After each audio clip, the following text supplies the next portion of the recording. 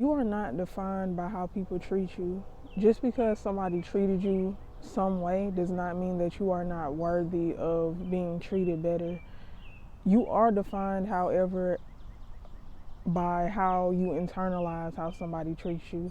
And I think that's important to understand. So if somebody treats you like you are not worthy, you take that personal as if you are not worthy because of their opinion or because of what they did to you. You are defined by how you internalize that energy. And I think it's important to understand that when it comes to your own identity or your own self-worth or your own value, how somebody treats you is not mirroring back to you your own worth, but how you internalize it is. For example, right, I seen a video a while ago, and it was this man, he was on stage with this girl, and he said, if somebody said your hair was, I don't remember verbatim because it was a long time ago when I seen this video, but he said if somebody said your hair was ugly because it's purple, would you take that personal? And she said no, because her hair wasn't purple. But then he said, if somebody said they didn't like your personality or something like that, would you take that personal? And then she said she would kind of take that personal. And he said, the reason why you are taking that personal is because you believe something about that. And I think that's important to understand when it comes to your self-worth or your self-value or your self-love.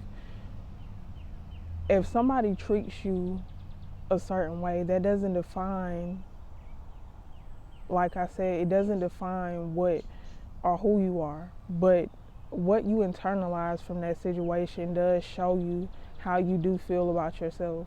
And I think that's important to understand. So understanding what you internalize from that situation and understanding that that can be a starting point on how you can heal and how you can really reveal what you need to work on within yourself as well, in order to take accountability, so that the next time somebody tries to treat you like that, you know it has nothing to do with you or your worth. It has everything to do with the way that they view themselves and what they feel like they deserve. And I think that's important to understand. So really understanding and sitting back and understanding what you have internalized throughout the years when it comes to connections in general, what you have allowed yourself to internalize, and allowing yourself to forgive yourself and forgive those people as well, so that you can really be in a space of inner peace. And I think that's important to understand, but also understanding as well, when it comes to connecting to yourself, when it comes to seeing yourself for who you are, there's going to be parts of you that you don't like. It's going to be parts of you that you don't necessarily agree with. And I think it's important to connect to those parts of you as well, to really ask yourself,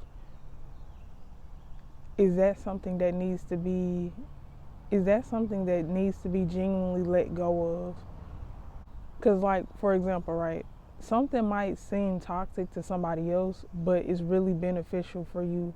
Like, it's really beneficial for you. For me personally, right, I'm the type of person that I love being alone genuinely. Like, whether I have people in my life that I love being around or not, I still like to be alone. I still like to have alone time, even if I carve out time for those people and myself. I genuinely love being in my own company. And to some people that might seem toxic, to some people that might give off a certain energy, but I think it's important to understand also being in that space to learn how to communicate with the people that you love as well, and allowing them to understand that it's nothing personal, and it has a lot to do with, just who I am as a person and what I need for myself. And so I think it's important to understand when you are connecting to yourself, to understand the parts of you that you genuinely need and that you genuinely want for yourself, so that you don't throw out parts of you that really do good for you just because other people find it uncomfortable. And I think it's also important to understand that the more you accept yourself is the less you will take other people's projections personal, right? If somebody say, oh, you're ugly, right? If you accept the fact that you might be a little ugly to some people, or you might be cuter to some people, or whatever the case may be, if you just accept the fact that, if you just accept your looks and you stop caring so much about how other people view you, and you start to just take care of yourself and just show yourself that you love yourself, you'll care less if somebody comes along and say, oh, you're ugly, or you're not my type, or whatever the case may be, because who cares if you're somebody else's type, you know? And I think it's important to understand that when you allow yourself to accept things about yourself, flaws and all, nobody can use that against you, even when it comes to something deeper that's not surface level, like a part of your personality, or you might have a little quirk.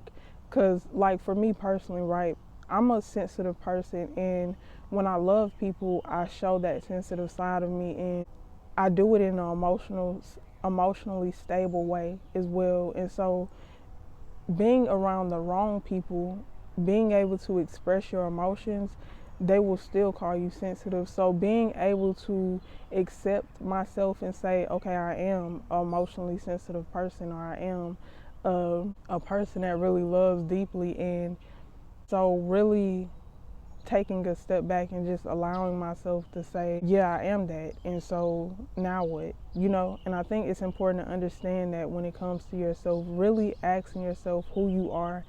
And also with me being emotionally sensitive, allowing myself to be my own vulnerable safe space has also brought me to a space of being able to be emotionally stable with my emotions as well. So that way I'm not depending on other people to validate my emotions, or depending on other people to nurture my emotions.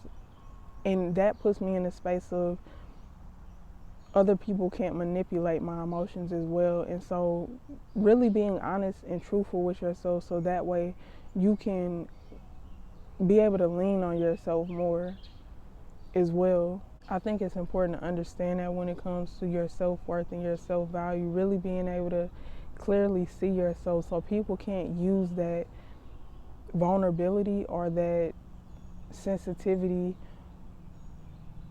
or that so-called insecurity to manipulate you, or to hurt you, or to move you, or to mold you into what they want you to be. And I think that's important to understand, to be able to truly see yourself, so that you can make it into a strength, or you can understand your weaknesses so you know how to protect them in a healthy manner.